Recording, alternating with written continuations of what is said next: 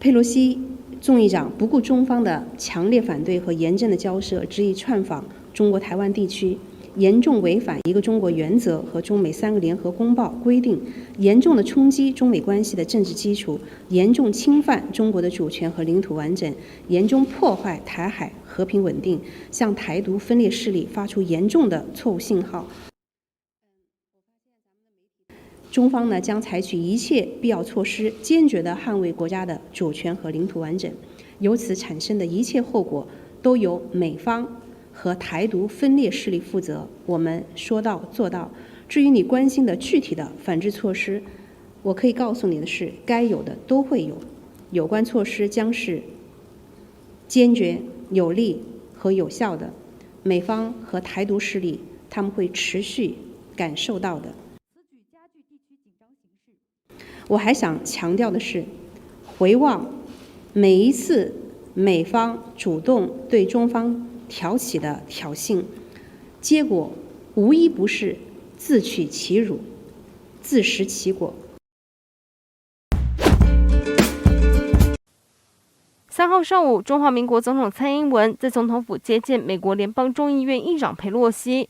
蔡英文特别颁授佩洛西特种大绶青云勋章，称赞佩洛西是杰出的政治家，致力提升台美关系的卓越成就。面对持续且刻意升高的军事威胁，台湾不会退缩，会坚定维护国家主权，坚守民主的防线，同时也希望和全世界民主国家团结合作，共同维护民主的价值。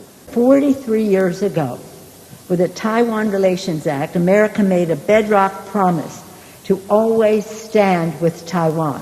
Today, our delegation, of which I'm very proud, came to Taiwan to make unequivocally clear we will not abandon our commitment to Taiwan, and we are proud of our enduring friendship.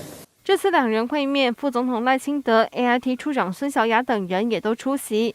一行人在中华民国国旗前举行合影。之后，佩洛西与蔡英文闭门会谈约1个小时，随后举行媒体互动会，并透露台美相关贸易协定可能快了。In terms of our visit here, and would that lead to other visits? I certainly hope so. It's really clear that while China has stood in the way of Taiwan participating and going to certain meetings, that they understand that they will not stand in the way of people coming to Taiwan.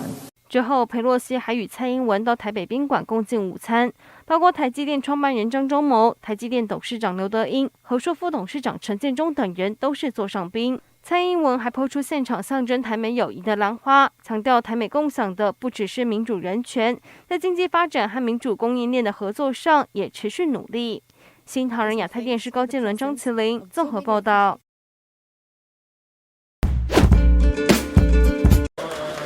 穿着白色套装的美国众议院议长佩洛西一下车，立法院副院长蔡启昌立刻送上鲜花表示欢迎，各党总召也一起列队致敬，挥手比赞。原本要接待佩洛西访团的立法院长游锡堃，因为快筛还是阳性，只能透过视讯表达欢迎。I accept all the kind words that you said about me on behalf of the Congress of the United States.Because all of that was done in a very strong bipartisan way in support of Taiwan. 佩洛西表明，此行就是代表美国国会间接打破私人行程的传言。佩洛西也透露，这次海外出访的3大目的。We have 3 purposes. One is security for our people, global security. 2 is economics, to spread as much prosperity as possible.And 3 is governance. 而佩洛西在与立法院副院长蔡启昌会谈时，特别提到30年前他前往中国天安门支持中国人权。But our visit was about human rights, was about unfair trade practices, and it was about security issue of technology, dangerous technologies being transferred to rogue countries, to countries of concern. So for over the years, it's always been about security, economy, and governance. 佩洛西议长是美国政坛捍卫人权的灯塔，可以说有佩洛西议长的地方民主、自由、人权就不会孤单。至于美国通过许多支持人权法案，裴洛西不居功，直接点名是众院外委会主席米克斯的功劳。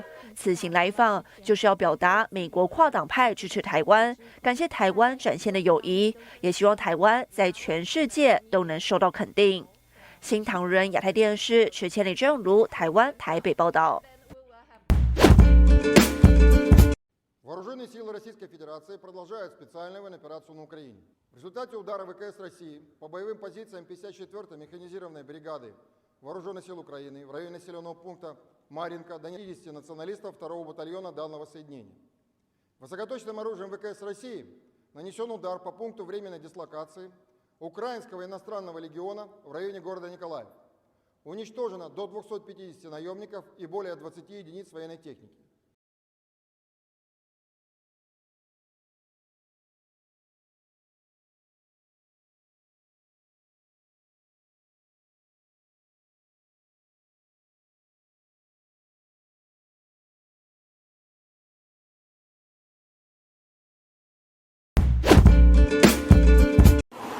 随着美国众议院议长佩洛西8月2号晚抵台，8月1号及2号中共高层集体隐身，引发北戴河会议是否正在进行中的猜测。目前是中共传统意义上内斗性质强烈的北戴河会议时间。过往每年进入8月，中共高层都会从公开场合消失，被认为是北戴河会议开始。据大举员报道，8月2号晚查询中共7位常委的公开活动报道，发现均停留在7月31号的国防部81招待会。也就是说，8月1号和2号，中共高层集体隐身。熟知中共政情的悉尼科技大学教授冯崇义8月1号对大纪元表示，现在很可能北戴河会议就在开了。时事评论员李林一8月2号对大纪元表示，佩洛西访台，中共如此强硬，也和北戴河会议有一定关系。如果其放软，那么就可能会遭到党内的攻击，在人事上不得不让步。随着佩洛西访台故事的发展，中共内部的权力斗争也会随之而动。破局可能存在与否，也要看美国军方与中共军方的反应。不过，尽管中共高层集体隐身，但北戴河会议是否再开，以及中共高层隔天是否会露面，仍有待继续观察。星岛日报8月1号刊文称，2017年中央政治局常委会在9月25号提出新人事方案，4天之后方案获得通过，同年10月18号19大正式开幕。文章分析，如果20大也在10月中召开，相信9月底将拍板高层人事。新唐人记者韩飞综合报道。佩洛西滚出去！佩洛西滚出去！佩洛西滚回去！佩洛西滚回去！